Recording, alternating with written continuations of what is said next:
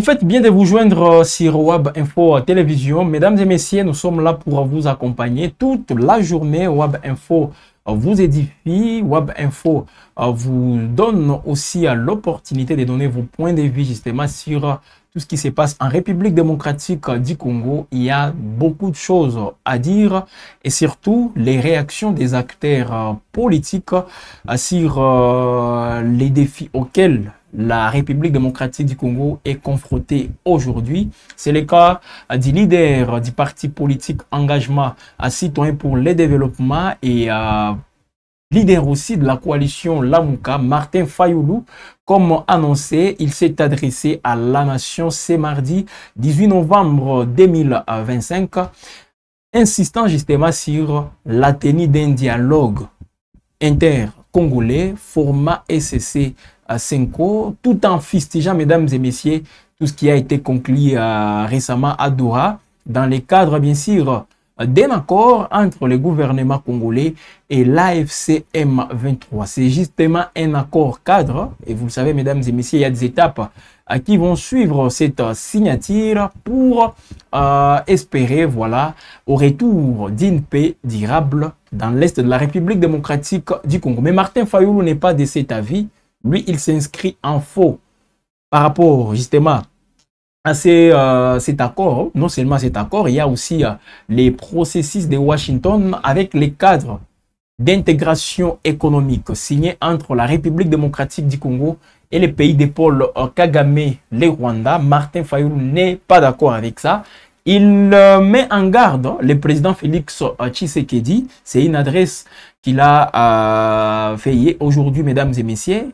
C'était prévu qu'elle soit aussi faite hier, mais bon, avec tout ce que vous-même vous connaissez, l'euphorie qui a suivi la victoire des Léopards sur les Nigeria. Et voilà, Martin Fayoulou a jugé bon de reporter son adresse à la nation et il vient de le faire aujourd'hui et il n'a pas en tout cas été tendre vis-à-vis de Joseph Kabila, vis-à-vis de Paul Kagame, l'AFC M23 et il met en garde le président Félix Tshisekedi. C'est dans quel contexte, mesdames et messieurs, parce que Martin Fayoulou, comme vous le savez, il a récemment insisté ou même disant qu'il reste les commandants, les soldats du peuple, ces peuples qu'il appelle toujours les présidents élus, selon lui. Et il revient encore à ces peuples de trancher si une fois Martin Fayoulou peut se représenter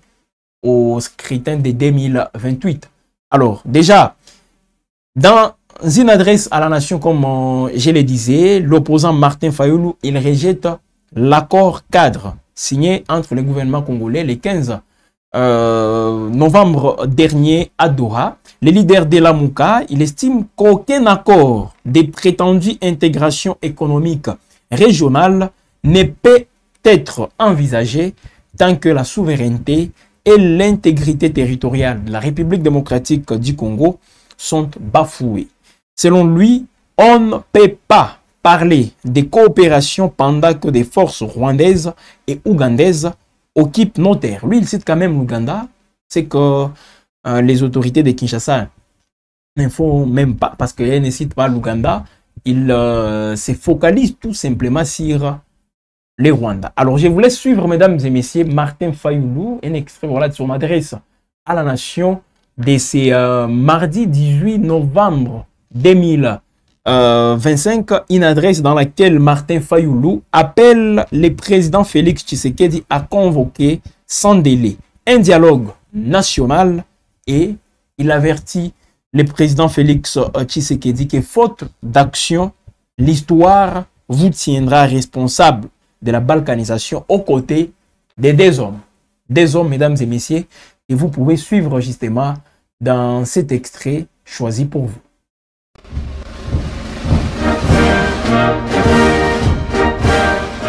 Mes chers compatriotes, notre nation se trouve une fois de plus confrontée à une menace qui vise son existence même, son identité, son unité, sa dignité et son honneur. C'est pourquoi je prends la parole aujourd'hui pour rappeler avec la plus grande fermeté une vérité inaltérable. Aucun accord de prétendue intégration économique régionale ne peut être envisagé tant que la souveraineté et l'intégrité territoriale de la RDC sont bafouées. Comment peut-on parler des coopérations lorsque les forces rwandaises et ougandaises occupent nos terres, exploitent nos ressources et provoquent les déplacements, la mort et la souffrance de nos concitoyens? J'affirme haut et fort que l'accord cadre signé le samedi 15 novembre 2025 à Doha ne saurait constituer la base d'un accord de paix durable. Les discussions de Doha devaient se limiter à la mise en œuvre intégrale et sans complaisance de la résolution 2773 des Nations Unies et la définition des modalités du cessez-le-feu et non à la signature d'un accord d'abdication qui mettrait en péril l'avenir de nos enfants. Notre nation n'est pas à vendre. Notre souveraineté n'est pas négociable. Et l'intégration régionale ne peut se faire qu'entre États égaux, libres et respectueux des frontières. Aucune pression ne doit primer sur la sécurité du Congo. Aucune manœuvre ne doit détourner notre marche vers la cohésion nationale. Ainsi, j'en appelle à M. Félix Tshisekedi et à tous les Congolais à œuvrer pour la cohésion nationale. Une cohésion véritable qui ne peut naître que d'un dialogue national inclusif. Monsieur Tshisekedi, au nom de notre peuple, meurtri mais toujours debout, je vous invite à convoquer sans délai le dialogue national. Sinon, l'histoire vous tiendra responsable de la balkanisation du Congo avec messieurs Kagame et Kabila. Aucun accord extérieur ne saurait précéder la réconciliation des enfants du Congo rassemblés pour proclamer d'une seule voix la cohésion nationale. Peuple congolais, c'est maintenant que se joue notre avenir. C'est maintenant que chacun doit s'élever pour défendre ce qui reste la valeur sacrée de notre histoire, l'intégrité territoriale du Congo.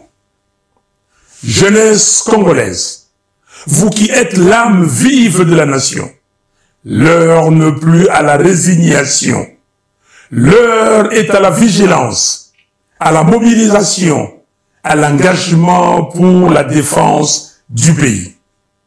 Tenez-vous prêts.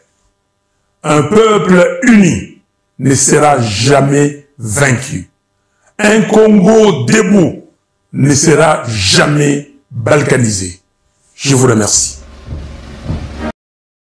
C'est Martin Fayoulou, mesdames et messieurs, qui reste égal à lui-même, hein, surtout lorsqu'il s'agit des Kabila et de Paul Kagame, le président rwandais, parce que lui, il dit qu'il y a un complot contre la République démocratique du Congo, un projet de balkanisation, voilà, de la République démocratique du Congo, orchestré par Joseph Kabila et Paul Kagame. Alors, il met en garde le président Félix Tshisekedi, s'il ne convoque pas les dialogues les plus tôt possible, il sera aussi complice. L'histoire, voilà, lui tiendra responsable de la balkanisation du Congo aux côtés de Kagame et Kabila. Voilà, donc c'est un Martin Fayoulou, bien que étant dans l'opposition politique, tout comme Joseph Kabila, mais vous comprenez, mesdames et messieurs, que c'est difficile aujourd'hui d'entrevoir un lien entre Kabila et Martin Fayoulou, bien que Kabila à un certain moment voulait justement que cela soit possible, mais avec toutes les distances que Martin Fayoulou est en train aussi de prendre avec Kabila, ça sera très difficile. Parce que Martin Fayoulou, d'abord, lorsque Kabila annonçait son arrivée ici en ville de Goma, Martin Fayoulou lui avait même adressé un message, rappelez-vous, en tant qu'ancien président de la République, disant à Kabila, voilà, de faire tout pour justement ne pas être aux côtés de ceux-là qui agressent la République démocratique du Congo. Et voilà, aujourd'hui, il considère que Kabila a un projet pour balkaniser la République démocratique du Congo avec Paul Kagame. Et là, c'est Félix Tshisekedi qui est mis en garde. C'est un peu ça. Et Martin Fayulu, comme je le disais, égal à lui-même. Il insiste toujours sur la tenue de ces dialogues format SCC 5. Et ça sera possible parce que le président Félix Tshisekedi réserve toujours, donc garde ses silences. Il ne dit mot malgré toutes les démarches entreprises, surtout avec son cabinet. Rappelez-vous son conseiller en matière sécuritaire qui avait dans un premier temps convoqué des consultations. Il avait mené plutôt des consultations. Martin Fayulu, lui aussi, était consulté par les conseillers du président Félix Tshisekedi. Et ça, dans ces contextes, mesdames et messieurs, est né le gouvernement Judith Suminwa D, avec l'entrée des gens comme les Adolphe Muzito, Floribert Anzoulouni, qui font partie aujourd'hui du gouvernement Suminwa D. Martin Fayulu aurait refusé justement les postes de Premier ministre. Parce que si Martin Fayulu avait accepté, on ne parlerait même pas du gouvernement Suminwa D. Martin Fayulu avait donc, il aurait refusé pour conditionner justement son entrée dans en conditionnant son entrée dans le gouvernement par la tenue d'un dialogue inclusif. Et c'est à l'issue de ce dialogue inclusif qu'on peut avoir maintenant un gouvernement. Alors vous, qu'est-ce que vous pensez, mesdames et messieurs? Vous êtes en train de nous suivre à pareil instant. Martin Fayulu qui fait son adresse à la nation et ça, il demande justement, plutôt il rejette l'accord cadre signé entre le gouvernement de la République démocratique du Congo et l'AFCM 23, l'accord cadre de Doha. Martin Fayulu n'est pas d'accord avec ça. Il estime qu'aucun accord, voilà, des prétendues intégrations économiques régionales ne peut être envisagé tant que la souveraineté et l'intégrité territoriale de la RDC sont donc bafouées. Et il parle aussi d'une coopération. On ne peut pas parler, voilà, d'une coopération pendant que les forces rwandaises et ougandaises occupent nos terres, tout en appelant le président Félix Tshisekedi à convoquer sans délai un dialogue national. Et il lui avertit aussi que faute d'action, l'histoire lui tiendra donc responsable. Alors, qu'est-ce que vous pensez, mesdames et messieurs, de cette position de Martin Fayulu? Est-ce que vous le trouvez statique? Est-ce que vous trouvez Martin Fayulu aussi comme ces politiciens qui changent des points de vue à tout instant, qui ne gardent pas leur position? Alors, à vous la parole, dites-nous quelque chose, surtout le fait de s'apprendre à Kabila et à Paul Kagame comme quoi ces deux sont en train de mettre en place un projet pour balkaniser la République démocratique du Congo. Nous sommes en train de saluer Shadrach Akaboué depuis Lubumbashi, un fervent téléspectateur, un abonné justement de Web Info. Bonjour mon frère, je vous suis depuis la ville de Lubumbashi. Ça, en tout cas, c'est ta ville. Voilà, cher Shadrach Akaboué. Faites comme Shadrach, de partout où vous nous suivez. C'est vrai, il y a toute une communauté Web Info éparpillés dans les coins et recoins du monde. Vous êtes en Angola, vous êtes en Zambie, vous êtes à Kinshasa, donc sur l'ensemble du territoire des nationales de la République démocratique du Congo. Vous nous suivez à pareil instant, dites quelque chose, mesdames et messieurs, parce que Martin Fayulu a parlé des Doha. Et on va aussi développer un tout petit peu tout ce qui s'est dit à Doha, parce que les révélations tombent jour après jour sur l'accord des Doha. On va aussi en parler parce que Martin Fayulu, lui, il rejette catégoriquement cet accord cadre, même l'accord de Washington signé avec les Rwandais. Il n'est pas d'accord, c'est presque la même position que le prix Nobel de la paix Denis Mukwege, lui qui prône d'abord la justice. Il veut que les responsables de tous ces massacres, les responsables justement de toutes ces atrocités, soit tout d'abord jugé avant de conclure des accords. C'est la position de Denis Mukwege qui n'est pas loin justement de celle de Martin Fayulu. Martin Fayulu, leader du parti politique SID, il est aussi responsable ou chef de file de la coalition Lamuka. Une coalition qu'ils avaient créée, lui, Katumbi, Freddy Matungulu, Adolphe Mouzito. Rappelez-vous, mesdames et messieurs de Genève. Et aujourd'hui, Martin Fayulu, il est seul, bien sûr, accompagné par les princes Epengue, Devos Kitoko, les Jean-Baptiste Kassekwa qui sont toujours avec lui. Fayulu, un seul opposant que nous avons aujourd'hui. Il est stable. Jens Dinanga. Merci à vous, Jens Dinanga. C'est ton point de vue. Voilà. Mesdames et messieurs, exprimez-vous aussi sur cette adresse de Martin Fayulu à la nation. Voilà, Martin Fayulu qui ne cesse aussi de frapper. En tout cas, il faut frapper. Martin Fayulu n'hésite pas de le faire. Alors, à Doha, mesdames et messieurs, parce qu'il est revenu aussi sur la signature de l'accord cadre à Doha. Et là, mesdames et messieurs, il y a un point qui continue toujours à diviser. C'est bien sûr les cessez-les-feux. Un cessez-les-feux toujours fragile et un processus de paix de Doha toujours inachevé. Parce que c'est vrai, il y a les différentes ambassades ou même plusieurs puissances au niveau international qui saluent la signature de cet accord. C'est le cas de Paris, donc la France qui a salué, l'Union africaine et plusieurs partenaires régionaux saluent justement l'accord cadre signé à Doha entre le gouvernement de la République démocratique du Congo et l'AFCM 23. Mais malgré, mesdames et messieurs, cet optimisme justement de part et d'autre, jusque-là, l'accord en question peine à produire des effets concrets. Il faut quand même les dire, parce qu'on évoque, on parle d'un cessez-les-feux, un cessez-les-feux qui reste théorique. Les mécanismes de vérification aussi ne fonctionnent pas et l'essentiel des protocoles reste à négocier jusqu'au plus tard. Voilà une révélation, mesdames et messieurs, jusqu'au plus tard, ça sera le 29 novembre 2025. Il faut déjà mettre en place tous les protocoles, les 8 protocoles signés et ça s'annonce déjà très compliqué.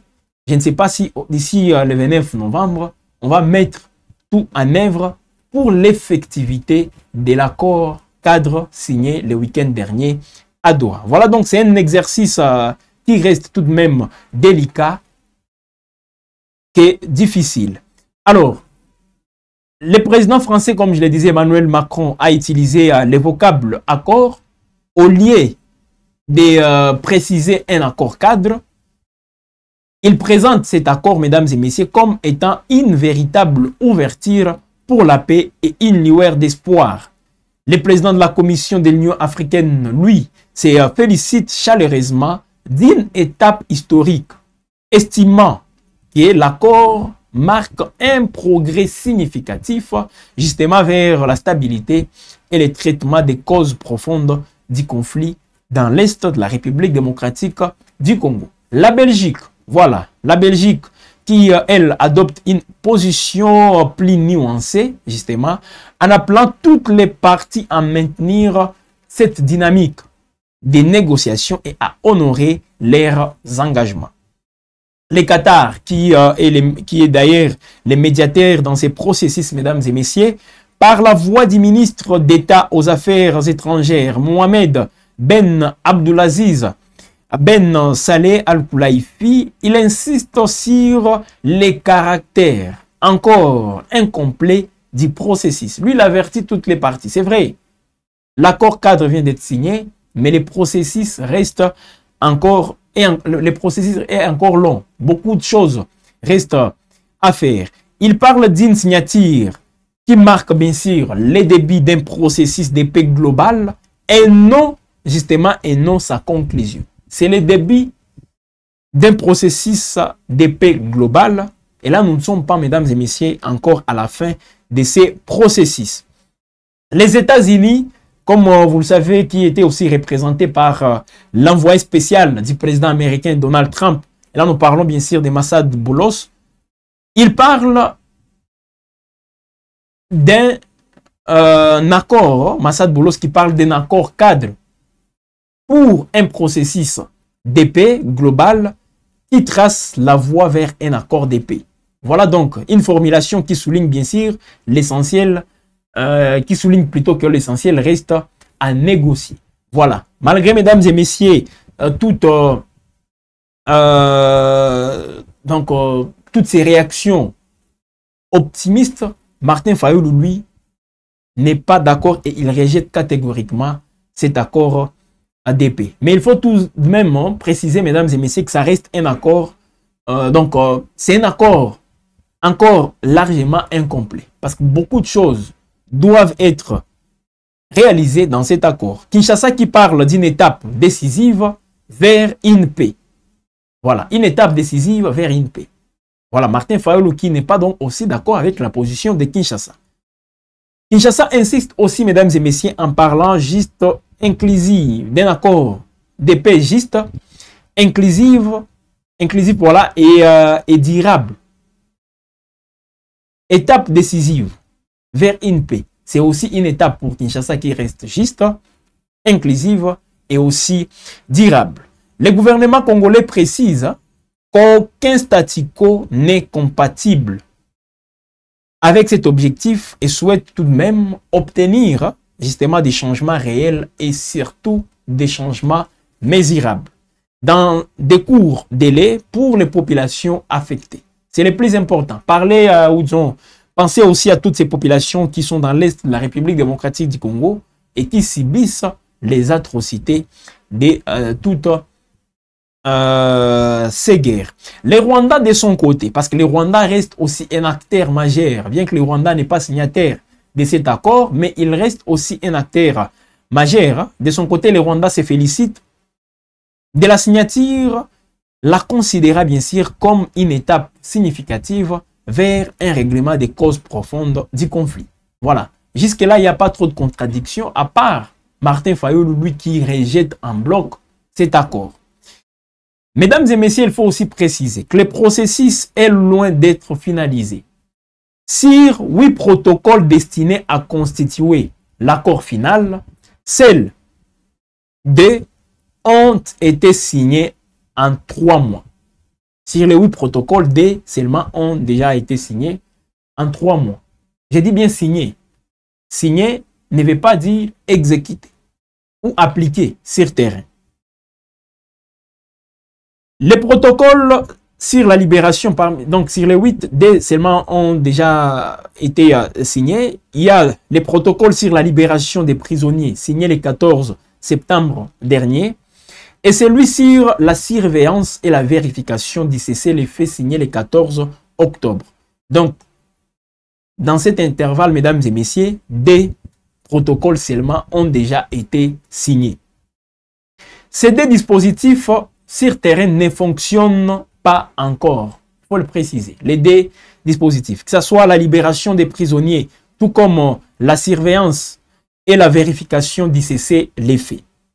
Les prisonniers n'ont pas été échangés et le mécanisme de vérification n'a tenu qu'une seule réunion. Jusque-là, une seule réunion tout simplement. Limité à une prise de contact. Et là, vous allez constater, mesdames et messieurs, que certaines parties étaient aussi absentes. Voilà. Parmi les acteurs majeurs, il y a ceux-là qui ont brillé aussi par leur absence.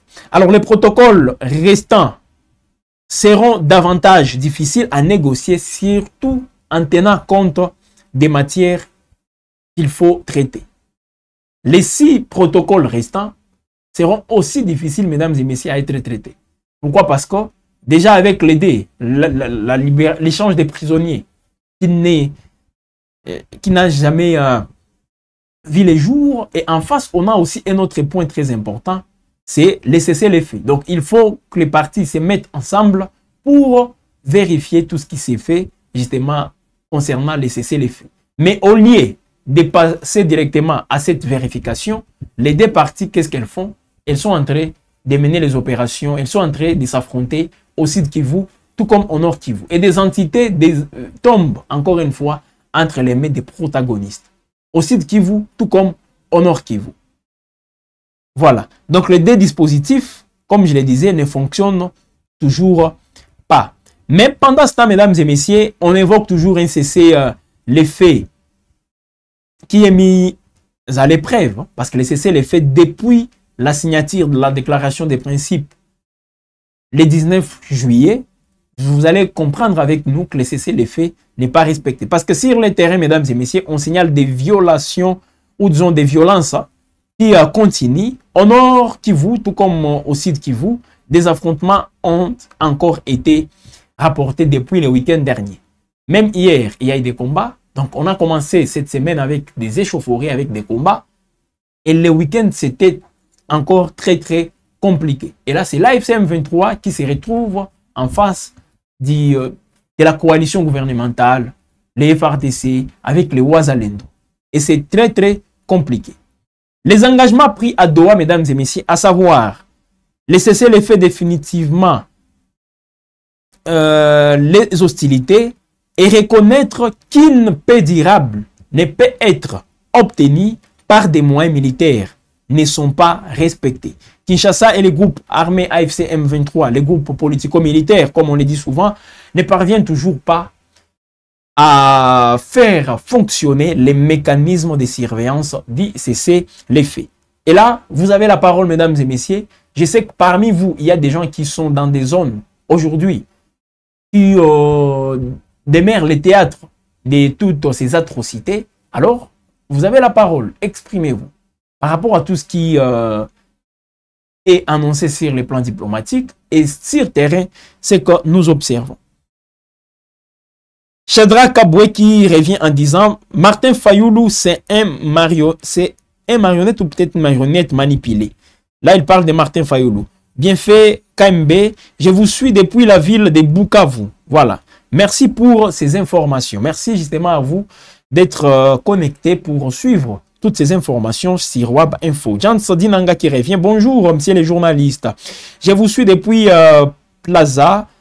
Mon nom, c'est Jean Dinanga. Notre espoir, maintenant, c'est Fayoulou. Félix nous a montré sa limite. Voilà. Lui, il prend déjà position en faveur de Martin Fayoulou parce que Félix Tshisekedi, lui, il a déjà montré ses limites. Alors, je vous rappelle aujourd'hui, Martin Fayoulou se proclame toujours président élu. Alors, la question qu'on peut poser aussi à Martin Fayoulou, il parle de quel scrutin? Mais également par rapport à la légitimité, est-ce qu'il est fier de s'appeler président élu et pourtant lui-même il a pris part aux élections de 2023 et bâti copieusement par Félix Tshisekedi. Est-ce qu'il a cette légitimité? Même la légalité, est-ce que Martin Fayoulou a cette légalité? Parce que si c'est en 2018, on peut être d'accord avec lui, un tout petit peu. On peut être d'accord avec lui. Mais après, il y a eu des élections en 2023, lui-même il a pris part aux élections, bien qu'il n'avait pas de députés. Hein. Rappelez-vous, il avait instauré une mesure, voilà, interdisant à tous les membres de la Mouka, justement, de concourir, ou disons de postuler aux différents scrutins. Lui-même, Martin Fayoulou, mais il avait jugé bon lui-même de postuler. Il avait perdu les élections. Je ne me rappelle même pas des pourcentages qu'il avait obtenus. Martin Fayoulou, je ne me rappelle même pas. Mais vous savez, vous comme nous, qu'il avait perdu les élections. Même si nous savons tous les conditions dans lesquelles ces élections ont été organisées, rappelez-vous, toute une semaine, les gens votaient toujours. C'est là, ça n'a jamais été le cas en République démocratique du Congo. C'est la première fois qu'on a vu des choses pareilles. Mais Martin Fayoulou, malgré ça, il n'avait pas voilà, obtenu la confiance de cette population. Donc aujourd'hui, s'il s'appelle président élu, c'est par rapport à quel scrutin? Il peut déjà s'appeler président honoraire peut-être, même s'il n'a jamais exercé les fonctions d'un président de la République. Voilà, c'est un peu ça, cher. C'était Jean Dinanga qui peut toujours, parce que c'est ça aussi, nous échangeons avec vous. Vous pouvez revenir pour peut-être me contredire, c'est pas aussi interdit. Voilà, nous sommes en train d'échanger. Eddie Lomboli, Prince Epenge, Azam malade. Et puis encore, Azam a problème. Namutu, Soki, Totali, Cap Town, en Afrique du Sud, c'est bas opposant. Eddie Lomboli, Prince Epenge, c'est pas lui qui a fait quand même cette adresse à la nation. C'est Martin Fayoulou. Bien que Prince Epenge est derrière Martin Fayoulou. Mais je rappelle aussi que Prince Epenge a son parti politique, ADD Congo, je crois, qui est membre aussi de la Mouka. Eddie Lomboli, et puis Epenge comme Azamael était. Oh là là. Fayoulou, c'est Fayulu Camerounais d'origine. Alors pourquoi toujours orienter les débats sur ces terrains-là? Pourquoi des nationalités, tout ça? Parce que si on se lance dans on se lance sur ces terrains, vous allez comprendre, même parmi ces gens qui nous dirigent aujourd'hui, les membres du gouvernement ont des nationalités aussi autres que la nationalité congolaise. Les binationaux sont dans ces gouvernements. Tout comme l'équipe nationale que vous avez vue, que vous avez accueillie hier à Kinshasa, est composée aussi des binationaux. Mais comme ils sont en train de défendre la République démocratique du Congo, on ne peut même pas s'intéresser à cet aspect. Alors, ça serait mieux aussi d'entrer ou disons décortiquer, de critiquer les messages de Martin Fayulu dans les fonds, au lieu de s'attaquer encore à lui, comme quoi il est Camerounais, tout ça. Camerounais d'origine. Cher Eddy Lomboli, j'espère que vous êtes là et vous pouvez revenir justement pour parler du message de Martin Fayulu. Martin Fayulu, qu'est-ce qu'il dit? Il rejette l'accord des Doha, signé entre le gouvernement congolais et l'AFC M23. Martin Fayulu rejette cet accord. Martin Fayulu demande au président de la République, Félix Tshisekedi, de convoquer dans un court délai les dialogues intercongolais. Ces dialogues-là, comme vous le savez, pour Fayulu, c'est sous le format SCC 5. Et il dit au président Félix Tshisekedi, s'il ne le fait pas, l'histoire retiendra ou disons les prendra comme responsables du complot de balkanisation de la République démocratique du Congo avec Kabila et Paul Kagame. C'est Martin Fayulu qui vient de le dire. Alors, est-ce que jusque-là, il n'est pas... comment dire? Il ne rencontre pas votre appréciation, cher Eddy Lomboli. C'est à vous de venir pour nous en dire plus. Shadrach Kaboué, quand Martin Fayulu demande les dialogues, il oublie que ici, dans notre pays, nous avons organisé plusieurs dialogues. Ça nous a créé toujours des problèmes. Cette fois-ci, il n'y a pas de dialogue. Alors, Shadrach Kaboué, comme vous refusez que le dialogue ait lieu, qu'est-ce que vous proposez? Parce que Martin Fayulu, lui, pense que toutes ces crises économiques, sécuritaires, politiques, doivent trouver des solutions dans un dialogue où les Congolais, dans lequel voilà, les Congolais vont se mettre ensemble pour discuter sur la vie de la nation. Selon Martin Fayulu. Alors vous, en lieu et place d'un dialogue, qu'est-ce que vous préconisez? C'est un peu ça. Donc, qu'on ne critique pas tout simplement, mais qu'on propose aussi. La parole est à vous, mesdames et messieurs. Écrivez-nous, faites des commentaires et puis nous serons là justement pour vous lire. Mais à Doha, comme vous pouvez le constater, nous insistons ou nous continuons à vous donner les détails du processus de Doha. Et là, l'ouverture de l'aéroport de Goma reste aussi un point de blocage, mesdames et messieurs, un point de blocage majeur. Pourquoi nous le disons? Parce qu'on parle d'un corridor humanitaire. À Doha, ça a été discuté aussi. L'ouverture de l'aéroport de Goma. Pas d'une manière beaucoup plus ouverte, hein. Ils n'ont pas abordé ces points, mais ils évoquent la mise en place d'un corridor humanitaire. Et là, c'est les protocoles sur l'accès humanitaire et la protection judiciaire. Voilà les points. Dans l'accord cadre, on parle de l'accès humanitaire et la protection judiciaire. Voilà. Et ces protocoles, mesdames et messieurs, se concentrent déjà sur beaucoup de tensions. L'ouverture partielle de l'aéroport de Goma cristallise les divergences. Kinshasa qui veut encadrer la réouverture et a même chargé plusieurs vice-ministres du travail. Plusieurs ministres qui ont dans leurs prérogatives les infrastructures aéroportuaires. L'AFC M23 rejette cette initiative. La décision est qualifiée d'illusoire et d'inacceptable. Les mouvements qui affirment que l'aéroport pourra être et sera rouvert uniquement par l'AFC M23.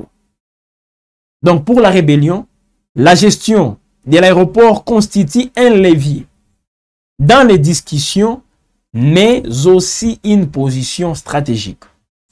Les Rwandais se prononcent aussi sur la réouverture de l'aéroport de Goma.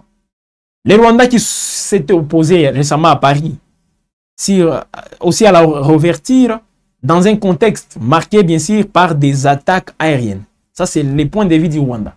Les attaques aériennes contre les zones contrôlées par l'AFC M23.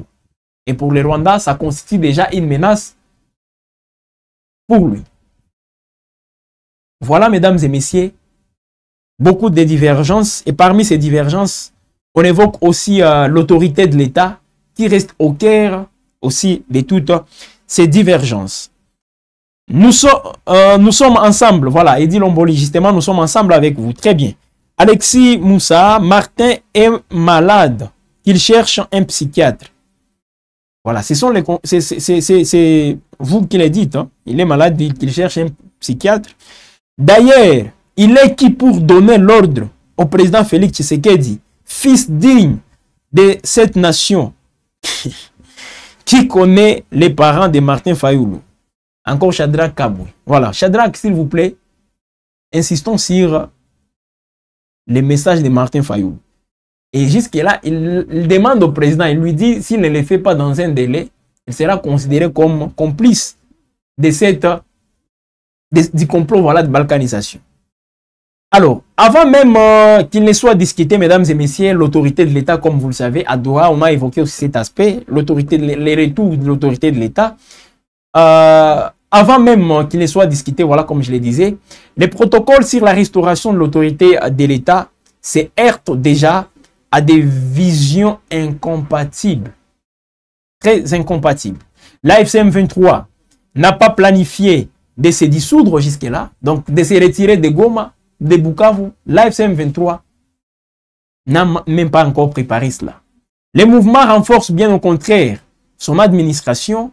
Vous savez, avec tout ce qu'on a vu, l'organisation des tests d'évaluation pour des candidats magistrats dans les zones qu'il contrôle. Les mouvements insistent que l'accord cadre ne mentionne pas une extension du pouvoir de Kinshasa sur les territoires qu'il contrôle.